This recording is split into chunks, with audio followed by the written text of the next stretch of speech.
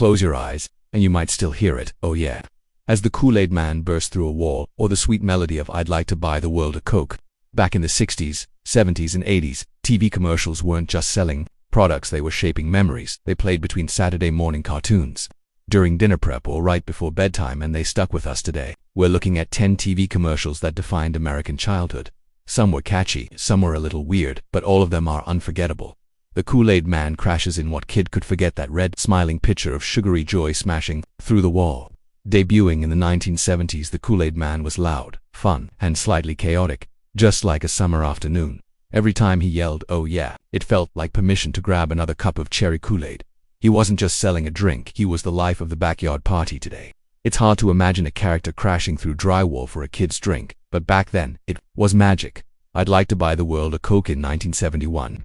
A group of young people stood on a hilltop, holding bottles of Coke and singing about peace. It wasn't just an ad, it was a moment. The harmony, the message, the melody. It made a soft drink feel like a symbol of hope.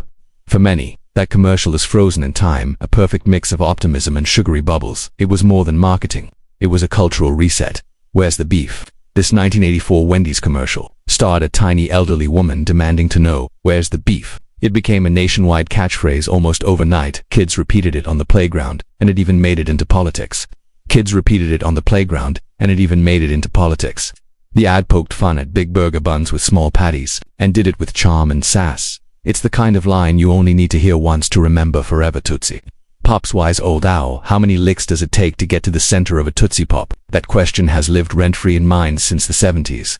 The animated owl's voice, the crunch after just 3 licks. It was simple, but perfect. It made candy feel like a mystery worth solving.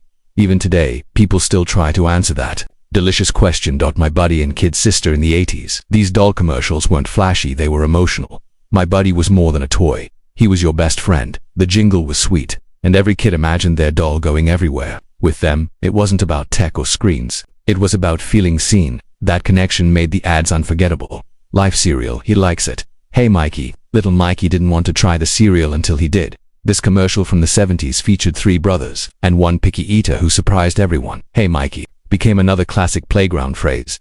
The magic. It felt real, like you were watching actual siblings, not actors. Life cereal never tasted the same again. McDonald's Mac Tonight, with a crescent moon head, sunglasses, and jazzy piano. Tunes Mac Tonight was McDonald's way of selling dinner. This Latati's mascot was cool, smooth, and a little odd, and kids loved him.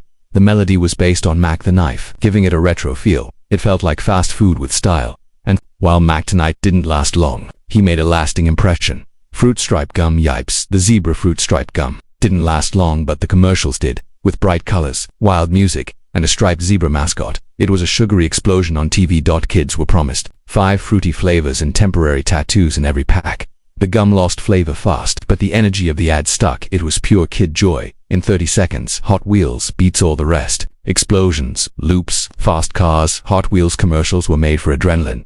The announcer's voice was intense, and every scene looked like a stunt show. They made you believe your tiny car could break records. No batteries, no screens, just speed and gravity. That was marketing that turned cardboard ramps into racetracks. I.Joe. Knowing is half the battle. Every I.Joe cartoon episode ended with a public service message. Now you know, and knowing is half the battle. These short clips taught lessons on safety, kindness, and doing the right thing.